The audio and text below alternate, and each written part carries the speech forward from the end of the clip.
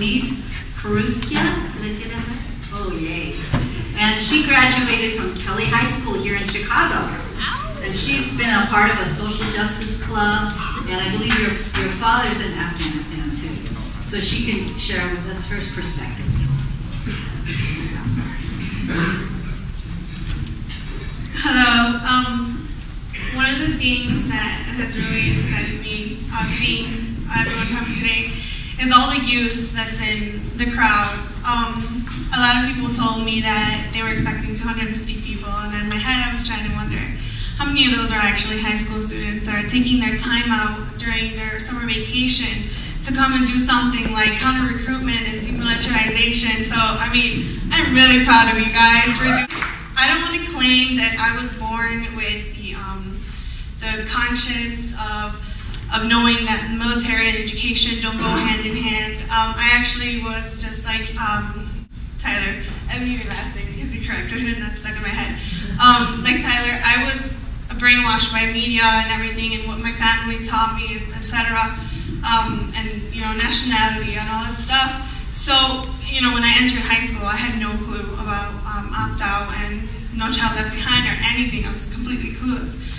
And essentially the thing that brought me into this world was a teacher, which really is what inspired me to also, you know, go into career, start a career in that.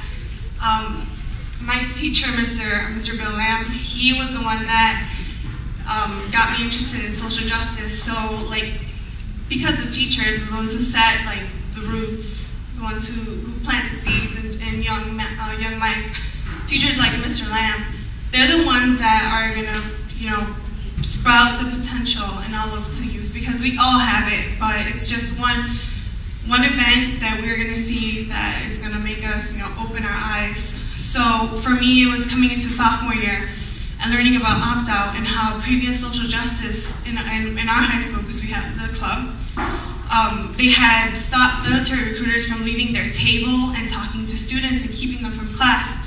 I actually had no idea that this had happened. I didn't know that they would come to our schools. I had never been exposed to it when I was in grade school. So I talked to Mr. Lamb, you know, I said, I want to find out more about this. My friends and I guess the people that I surrounded myself with in high school are also the reason why I was able to go ahead in this kind of field and opening my eyes to social justice, because they weren't the kind of people that put these kind of activist activities, you know, in the back burner and said, you know what, I'll do it when I have to fill my service learning hours, you know? So because of them as well, they pushed me to see this counter-recruitment, this anti-militarization, and, you know, realize education and military, they're not the things that you put in the same plate. So we started opting out in our high school, and what I've learned is not a lot of high schools in our community actually do that. We come from a lower class community. We're not high end. We don't have all the resources that we could be provided by the CPS.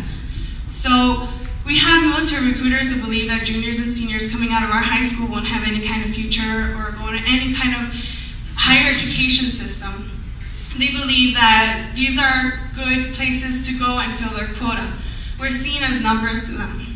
And going into classrooms during divisions and telling our fellow peers, you know, opt out, here's a sheet. They would always ask me, why? Why should I do this? You know, it doesn't even matter, I'll just tell them no. They just didn't realize that. That was the first step in stopping the military and the government from forcing their ugly face into our education, because we all have a right to educate ourselves in whatever we want, to become whatever we want to be, and not have this ugly rear face of the military right in our front lawn, right in our classrooms, right in our hallways, telling us, here's an option, go into war for us, or you could go in the reserves, as they said, the lies that the military recruiters tell us. And instead, we weren't given enough attention to the things that we did need, the tools that we needed for education. So, because the government spent so much money in the military, you know, funding them for their advertisements and tour buses that show all these video games, show us how to kill people, etc. They could be buying us more books for our schools, or setting up a new building to build, because we had overcrowded classrooms of about 40 kids in each classroom. How was that fair that the military was having all this money spent on them for just ads to put on the television, whereas us trying to educate ourselves, trying to get ahead on life, was, cheated out of that right?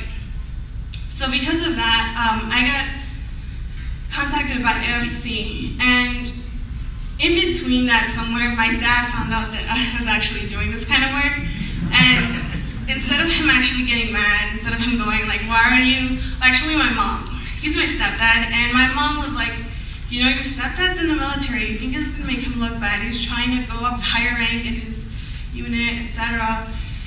And so I kind of kept it hidden from him for a little while until, I wasn't really able to hide it. There was like those stickers that we get from AFSC all over my room, and it was pretty obvious.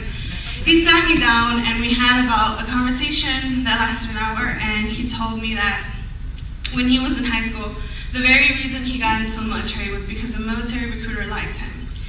And I was in shock. I actually didn't think that we'd had something in common like that.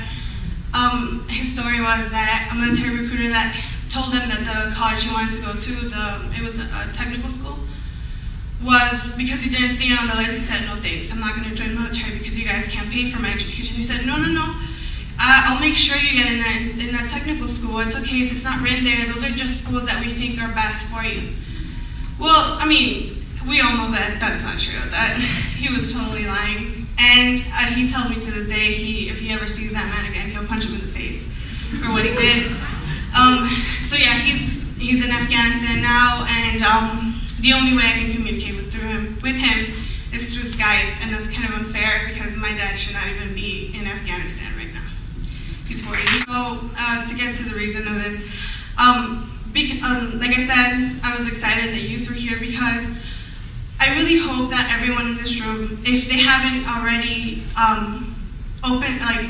get an eye-opening experience, going into these workshops, listening to all these other speakers, panels, etc.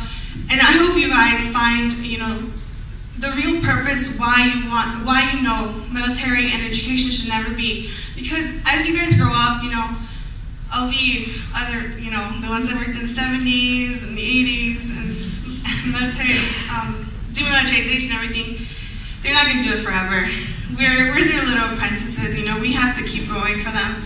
And I really hope that these workshops and everything, all of us coming together all across the country, because I didn't even know that outside of Chicago there was anti-military recruitment and stuff. That's how sheltered I was. I was so closed in, I didn't know anything. And, Mr. Lamb, he just opened that whole new door to a whole new world.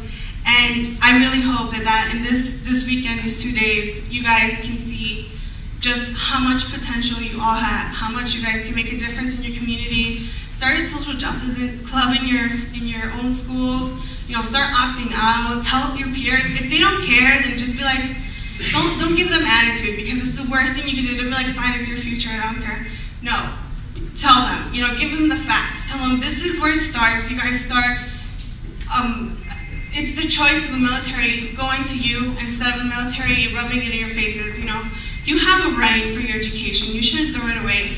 And if they really don't care after that, then start picketing in front of your school because of the opt-out signs and everything, and showing just how much the military spends every day in the war. There's signs everywhere around this building. You can see how much they spend, and then they'll really see. And don't lose faith in people. That's the one thing biggest mistake you can make. So that's pretty much it.